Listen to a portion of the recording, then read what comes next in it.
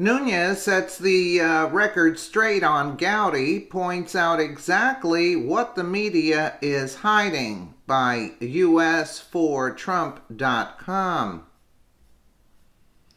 Devin Nunes, the House Intelligence Committee chair, was up early this morning on Sunday Morning Futures with Maria Bartiromo, and he was on fire with facts as they discussed how the media is portraying what Trey Gowdy said about informants in the Trump campaign. Here's the outstanding thing about Maria.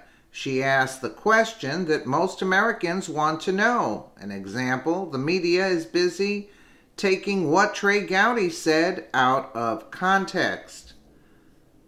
I don't think she took it out of context.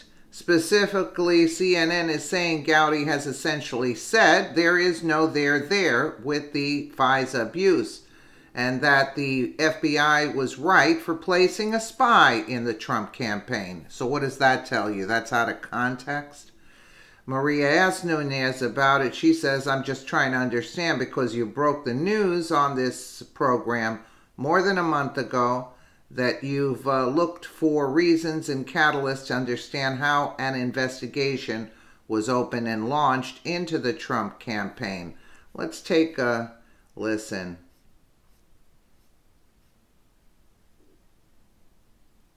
Devin Nunes, all the members of my committee don't believe that the counterintelligence capabilities should be used to target a political party. None of my members on the Republican side do.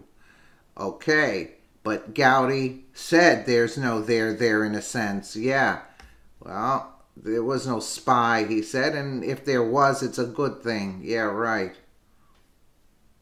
And we are back with House Intel Committee Chairman Devin Nunes. And Mr. Chairman, you were just saying a moment ago that we could clear all of this up this week if you were to review the documents. Are you telling us you have yet to see the documents that you've requested from the Department of Justice, which gives you a timeline into how this investigation into the Trump campaign started? That is correct. So, okay, you see? They still haven't seen the documents, yet Gowdy was prancing around saying in a roundabout way that he did see him, and then she said, the McCollum asked him, and he backtracked, yeah, we didn't. Come on, Gowdy stopped Nunes from getting to the bottom of this. Last August, we issued a subpoena. We should have been provided all of this information Correct. that we've been asking for over and over and over again. We issued a new subpoena, and so now we've been waiting. We've attended 2 briefings. They were very small briefings, not a lot of information, but we were happy. It was progress. We believe that there are some documents, information that we will review this week. What I would say is if you don't have anything to hide, the Deputy Attorney General knows that Mr. Gowdy would love to exonerate the Department of Justice and the FBI. So just provide us all the documents, everything that we're asking for. Let us comb all the way through it, and we'll issue a letter on Friday, and we'll be done with this. And we'll be able to say, look, the Department of Justice and FBI did nothing wrong. There was no FISA abuse that occurred here. There was no issue of opening a counterintelligence investigation into a campaign. There was no issue with looking at how that investigation was opened. If there was any Five Eyes intelligence that was actually used to open this investigation, we'd like to see it because we have yet to see it. Those are all outstanding questions, not to mention the questionable timeline of the briefings that we have had, where we know that the counterintelligence investigation was opened in late July. Well, that's fine. So if that's all the information you have, then why are there these other strange activities leading up to late July, particularly in the spring? I was trying to understand this because you broke the news on this program more than a month ago that you've looked for reasons and catalysts to understand how an investigation was opened and launched into the Trump campaign, and you said to us, based on the Five Eyes intelligence of all of our partners across the world, that there was no intelligence that you could find that was launched that investigation. And yet, here you have your colleague, Trey Gowdy, saying the FBI did the right thing. So I'm trying to understand where the disconnect is. Well, I think on what Trey Gowdy's saying and we got to be very careful because the media's tried to make a bigger deal about this than what it is.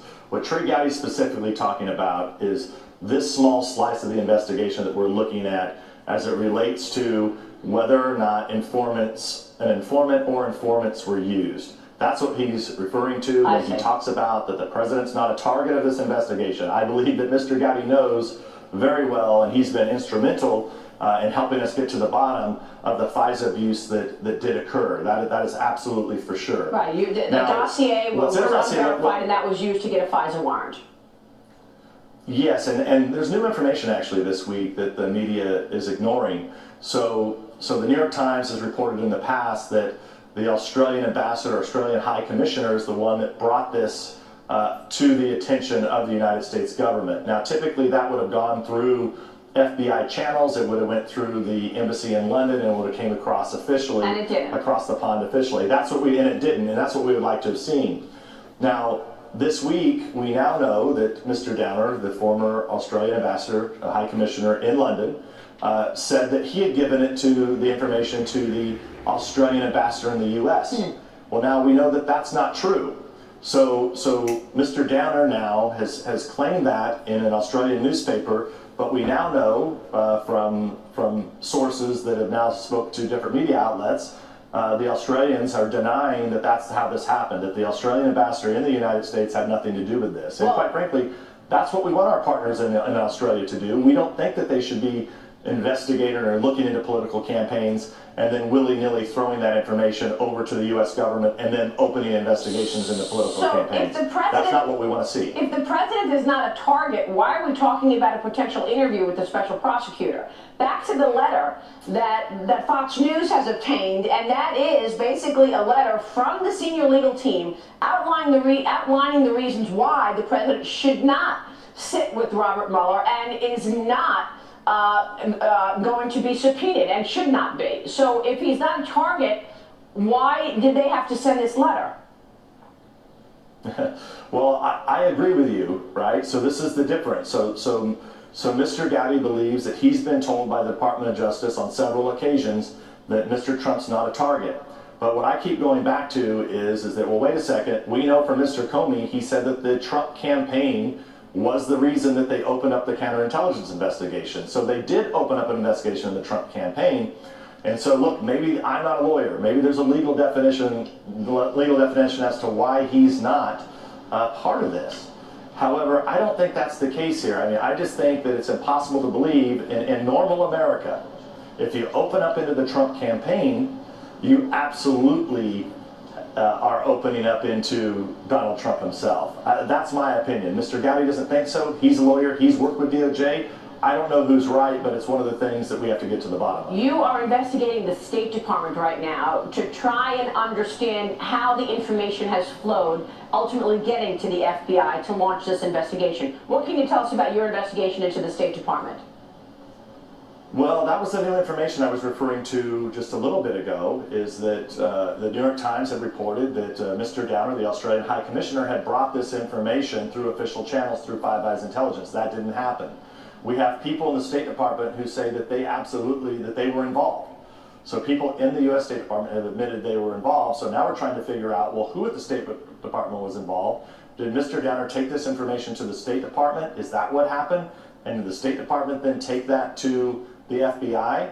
Because somehow all the normal procedures and processes were short-circuited in this investigation. And why is this important? It's important because they opened up an investigation into a political campaign, Maria.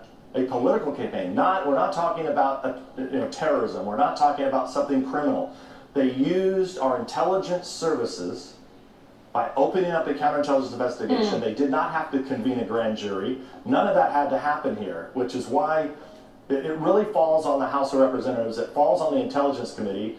And this is why people should be nervous. There's very few people in this country who can actually get to the bottom of what happened here.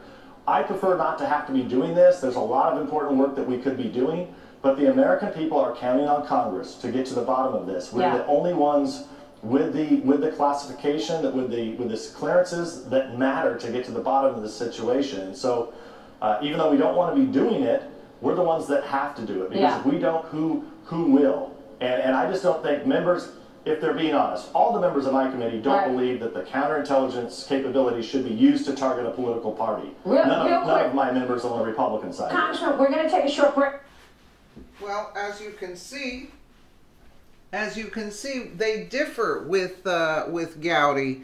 Gowdy says that, oh, Trump is not the target of the investigation. If that weren't the case, why are the Democrats still spewing Russian collusion with Donald Trump, and the Russians helped Donald Trump get into the White House? I mean, really? Trey Gowdy is talking out of both sides of his mouth. Let me know what you guys think in the comments below. And again, thank you so much for watching.